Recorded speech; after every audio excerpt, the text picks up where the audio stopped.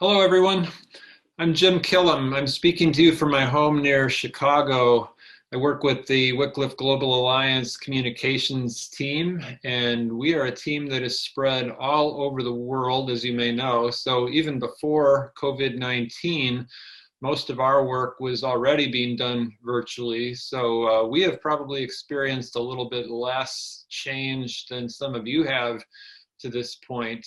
A big part of my job is to provide journalism and communications training to our Alliance organizations. I'm fairly new in this role. It's been since November of 2019. Prior to this, I've worked at the Seed Company, and I've worked in other mission organizations for a few years. My background is in journalism, both working in the newspaper business and then teaching university journalism for a long time. So that's what I bring to this. Today, I'd like to share with you some of our basic thinking behind the importance of story and the importance of reporting God's stories from anywhere where He may be working. In this short session, I will talk about the biblical basis for this. Then I'm going to talk about how story works. What are the elements of a good story, and how can we recognize those in our own context, our own places where we may see that happening day to day. I'm recording this on Zoom, so right now I'm going to share my screen and we will get started. The workshop that I've done in many places around the world has been this, reporting God's stories. I've done this through the Global Alliance and also when I was with the Seed Company. But we key this on a verse that's become very meaningful to us in journalism and communications who work in missions, and that is Psalm 96:3 and 1 Chronicles 16:24. It's the same verse that appears in both places. Publish His glorious deeds among the nations. Tell everyone about the amazing things He does. That's the New Living Translation. We love the word publish in that because it very closely indicates what we do in communications and journalism, but also what some of the all of the biblical writers did. So can we agree to start out that this does indeed apply to us, that we are told in these two passages to publish His glorious deeds among the nations, tell everyone about the amazing things He does. We have specialists who can do this well, of course, people who work in journalism and communications, but it does apply to all of us, and it applies to anyone working in ministry, that we have a front row seat or a very clear view of what God is doing in our particular places, and for us to publish those for the world to see is indeed a biblical instruction. We are uniquely positioned to be witnesses of His story unfolding in our individual contexts. Some are uniquely gifted and called to share His story with broader audiences, writers, videographers, photographers, people like that. But all of us have a window into a part of God's story that others will never, ever see unless we show them. That is so important for the global church, the Church of Jesus Christ, to know what God's doing in the world, because His people are telling what God's doing in the world. Stories are powerful. They hold tremendous value. And here are three things that stories can do. Encourage the faith of the storyteller. That's us in this case. Encourage the faith of the global church, and inspire the worship of God. Those are three worthy callings that story can do. Here's another verse I really like. This is Luke 10:23 and 24, and this is Jesus speaking, and He says, "Blessed are the eyes that see what you have seen. I tell you, many prophets and kings longed to see what you see, but they didn't see it. And they longed to hear what you hear, but they didn't hear it." And again, people long for evidence of God's glory in the world today, and these stories become precious cargo. Here's another verse, Psalm 46:10. He says, "Be still and know that I am God. I will be exalted among the nations. I will be exalted in the earth." And my point here is when we steward the stories of God's work, we are helping to fulfill this truth in Psalm 46 and in other places of exalting God among the nations. So, to steward God's stories, to take good care of God's stories, and to take that responsibility seriously means that we are stewarding God's glory. Now, why does that work that way? Here's a little chart that we put together to help show that when you steward God's story, and those are the stories of his ongoing work in the world, you steward God's glory because he receives praise among the nations. So collecting these stories and sharing them is a very high calling, because in many cases, if you don't do that in the context where you live and work, then no one else will, and those stories may never get shared. This is an interesting quote. I taught this workshop in Ethiopia several years back, and one of the translators who attended the workshop said this: "In the past, we didn't tell these stories because we were afraid that our culture would see it as bragging. It's not bragging, it's telling other people about our God. Writing and reporting is a great way to glorify God." That quote and the guy who said it has come to mean a lot to me.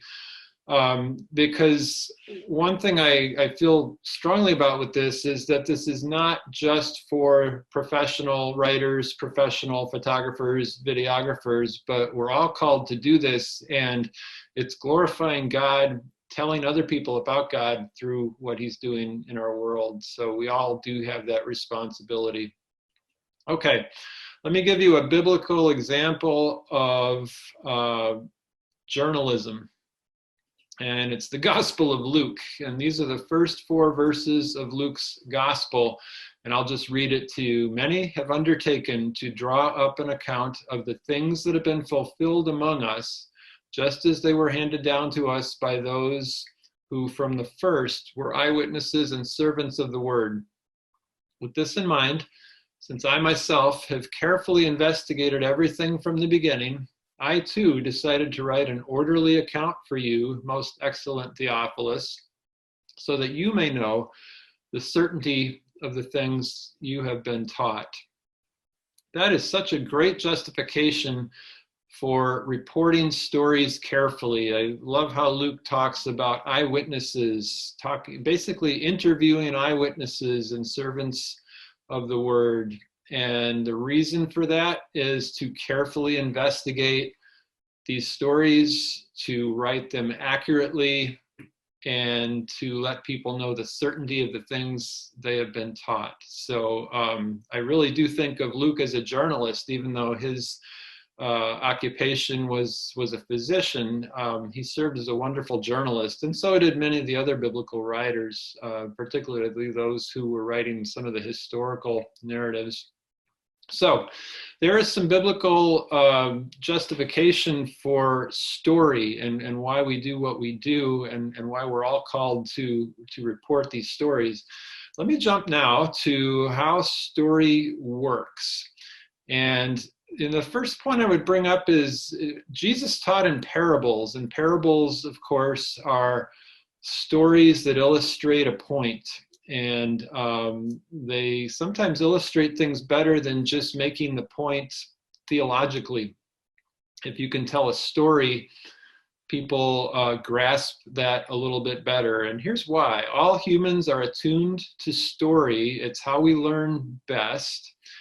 And it requires no specialized knowledge on the part of the receiver. So wherever I am theologically in what I believe and know, and whatever my audience is, a story will get a message across faster than anything else, because we all relate well to story. What do we like about a good story? Well, I'll show you a list. It can transport us to another place in time. We want to find out what happens. So we stay interested in stories because we want to know what's going to happen next. We make an emotional connection with at least one of the characters in that story. We can imagine ourselves in that story. That becomes important. We can relate it to a closely held belief. And of course, that's especially relevant for us working in Christian communications and telling stories of God at work, because it does relate so closely to our most deeply held beliefs. We learn something. Of course, that's very true of a parable for sure, but any good story, we're going to learn something. And not always, but often, the story is true. And when a story is true and when it's been well documented, it means even more, and it's more powerful because it's not just something that someone made up, but it's truth, and this really happened. So with that in mind, let me show you some elements of most stories. So we start with characters. There are most often people, but you can think of books and movies and television shows where the characters are not always people. They may be animals, they may be other entities, depending on how the story is being told. But most often in our case, the characters are people. Then there's conflict, or I'll call that the monster in a couple of minutes too, and you'll see where I'm going with that. But conflict means there's something that complicates things. There's an obstacle that has to be overcome. There's something that's a problem that has to be dealt with. And then we have resolution, and that just means how that problem or conflict or monster was dealt with or defeated. And sometimes in some of the best stories, we also get redemption. And redemption just means that a person's life is changed and impacted forever because of the story that's just happened, that he or she has just experienced. Don't always get that in stories, but when you do, it's a special one. So there again, characters, conflict or the monster, resolution, and maybe redemption. If you've ever had a literature class or something you may have studied, these are the basic elements of story. I'm going to give you a definition of story that I really like. This is from an American newspaper editor. His name is Jack Hart, and the book is called Storycraft. And he says this: a story begins with a character who wants something, struggles to overcome barriers that stand in the way of achieving it, and moves through a series of actions to overcome them. So that's very similar to what I just showed you on that list of traits for stories here. A story begins when the character wants something, struggles to overcome barriers that stand in the way, that's the conflict, moves through a series of actions to overcome them, that's the resolution. So that's, I think, a very quick and good definition of story. Now, to play this out, let's think about a story that you're probably familiar with, The Wizard of Oz. This is a movie from back in the 1930s. And think back to what I said about stories. There are characters. Here we see the four main characters. We have the Scarecrow, the Tin Man, Dorothy, and the Cowardly Lion. They have a conflict, don't they? Our main character is Dorothy, and she wants to get home. She's found herself in this land of Oz and needs to get home. So the conflict is, how does she do that? And the problem is she is not where she wants to be. The resolution is what happens through the story. They walk the yellow brick road. They find answers, sometimes unexpected answers, and find answers to all four of their problems throughout this story. And I think some redemption there, that everyone is changed by the way they experienced the story. So just one example there. One of the fun things you can do is look at books and movies or television shows and start to identify those traits of that story: characters, conflict, resolution, redemption. And you'll start to see how stories fit together and work. And you can do obviously the same thing with any biblical story. You see how things fit together and how this story has been constructed, because we are made to understand story that way. And I like this quote too. It simply isn't an adventure worth telling if there aren't any dragons. And that's from J.R.R. Tolkien, and that was from the Lord of the Rings books and movies. But again, it's that idea of a monster. I'm a fan of movie monsters like Godzilla, which is what's shown here. It helps me to think of stories in terms of a monster that needs to be defeated. Here's a quick definition of the monster: something the hero must defeat, something that seeks to steal and kill and destroy people and communities, and it's the biggest obstacle or opponent facing a ministry in our case. You might have thought that sounded a little familiar. Well, it's John 10:10. The thief's purpose is to steal and kill and destroy. My purpose, meaning Jesus, is to give them a rich and satisfying life. Again, if we're thinking of what makes a good story and you think of something that is causing problems, I find it very helpful to think of a monster. I'm going to list some monsters facing Christian ministry today, just to get you thinking about this. And then after the video, you may want to discuss some of this together as well.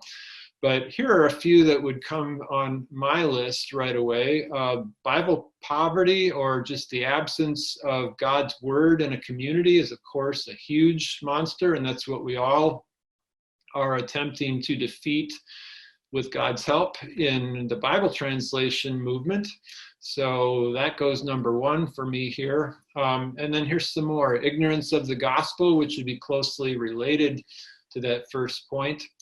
Shortage of Bible translators. That could also be shortage of consultants. It could be shortage of any person or materials or methods that are important for getting scripture translated. So one monster can just be that we don't have enough of something. Chronic hunger or extreme poverty, homelessness, and that could be from poverty, mental illness, political upheaval. It could be refugees, anything like that would be a monster that faces Christian ministry, and of course, more dramatically faces the people who are living that story. Lack of education, that can be literacy sometimes, or it can just be a complete lack of any formal education. And then we go to addictions, human trafficking, lack of medical care, lack of clean water, AIDS and HIV, lack of a local church, which is a significant one for us in the Bible translation world. We see new churches being planted and having to take root and grow. Persecution, of course, is always on the list of possibilities for a monster that we may face.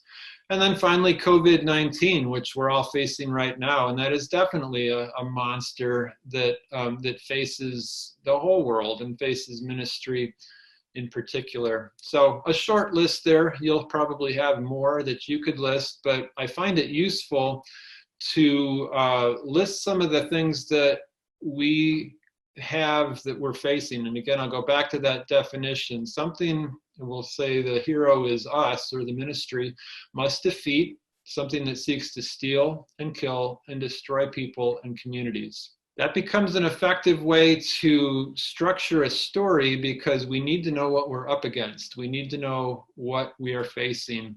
And these monsters then lead to some common story themes. I'm not going to go deeply into this, but you're going to have a handout or a download that I'll show you in a few minutes. But here are some things that become common story themes: love, life, hope, despair, loss, redemption, injustice, dignity, journey, and especially transformation. or we might call that impact as well. We'll talk about that in a few minutes. But just some themes that come up in stories. I want to talk about one in particular that comes up a lot. This is a common plot in novels, movies, TV shows, and it's this: bad disrupts good, sacrifice is required, and good prevails. I've put pictures of Star Wars and Saving Private Ryan with this slide, and that is because those stories and many more stories follow that exact plot. So if we look at bad disrupting good, so we'll say Saving Private Ryan, World War II disrupted the world and was very bad, and sacrifice was required, and that soldiers had to give their lives to defeat evil, and then good prevails in the end.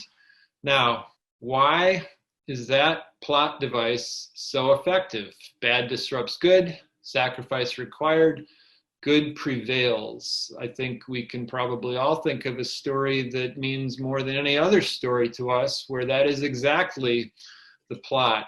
Ecclesiastes 3:11 says, God has planted eternity in the human heart. And that is why, with even faint echoes of the gospel, any story with even faint echoes of the gospel will reach people's hearts, because that is the gospel. Bad disrupts good, sacrifice is required, and good prevails. If you wanted to summarize the gospel in 8 words, that would be how I would do it. Bad disrupts good, sacrifice is required, good prevails. The reason that's important for us to understand that is we can see stories that have echoes of that story, and when we find a story like that, it's a very powerful story to tell. Now, there will be a download that you'll have access to that's going to show a lot of different story themes, and then you're going to have a chance to choose a book, movie, or television show that reflects those themes, and then also a biblical story that does. So I'll leave that for now. I want to talk a little bit about impact stories, the thing I just mentioned, and that's something we're very interested in the Bible translation world, being able to show the impact of Bible translation on language communities, on the church globally, on the world. Here's a definition of impact: a strong effect on someone or something. That is as simple a definition as I can give you for impact. Now, as we define it in our work, impact happens as God creates observable change: personal, spiritual, cultural, economic, and social change through a journey. Now, I'm aware that those overlap sometimes. It's not just one of those things that will come up in a story: spiritual, personal, cultural, economic, social. So you'll often find several of these, or maybe all of these, in a good story. Here's some questions to ask people during COVID-19 or any other prolonged crisis. And this speaks to impact. What are you learning from this, and how is this changing you? That could be a story that you could pursue at any time during our COVID-19 crisis right now, and you could ask this to almost anyone you come across. What are you learning from this? How is this changing you? You'll find quite an interesting list of stories if you start to ask that question. Another thing that I'm going to talk about, and this is a woman named Almaz who lives in Ethiopia, and I'll tell you a little bit about her story. When an opportunity arose to learn how to tell Bible stories, Almaz went to Arba Minch, which is in Ethiopia, for training. Today, she travels the region, sharing Bible stories with the Bana people as they plow the fields, walk on the road, shop at the market, or ride the bus. And she says, when people hear accurate Bible stories in their own language, the ideas are clear. They understand. So the first thing that Almaz does when she enters the community is find a man or woman of peace, we call it, and she sits with those who will listen, drinks coffee with them, and shares her life story and then God's stories, Bible stories. And she says the Bana people relate especially to the themes of forgiveness, conflict, sin, and the schemes of Satan. So she has found a person of peace in one village that we wrote about back when I was with the seed company. And this person has opened their home as a home of peace, and Almaz and others meet there regularly. And they call this a listening group. And as this group continues to meet, house churches are growing in this area of Ethiopia. So all this because of one woman's obedience. So that's quite an impact, isn't it? You know, that one person who is going around telling stories from the Bible is impacting a community, and churches are starting and growing. And so that becomes a story you can tell through one person's experience, but that affects lots of people. There will be a second download available about impact stories and the power of telling that story through one person. And so you'll have instructions on where to get that download as well. And I want to leave you in this section of this teaching with this. A story is best told through the eyes of the person living it. This is my friend Anas. And he is a refugee in Jordan, or he was when I met him. And he is in a refugee camp near Amman, Jordan. And what he's showing us there is his United Nations refugee papers, the things that give him status as a refugee and the ability to get relief supplies. And I went to Jordan a few years ago, soon after the war in Syria began. Anas and his family had been evacuated, or had to flee, had fled Syria and had come to Jordan, and they told us their story. So you can tell a broad story through one person or one family, and I think that's a very effective way to do that. We'll end with this for this time. We can do more of these as you are interested. I think this is kind of a good amount of time to spend with these. But coming next, I would love to talk about just reporting details and sensory details from a place that help bring a story alive to people. We'll also talk about different ways that you can construct stories, different ways you can present them with photos, with smaller pieces on social media, things like that, so that you don't have to feel like you have to be an accomplished writer to be able to share good stories through media. So I hope this has been helpful. I hope that we can have a good conversation following this, and I appreciate the chance to get to speak to you today. God bless.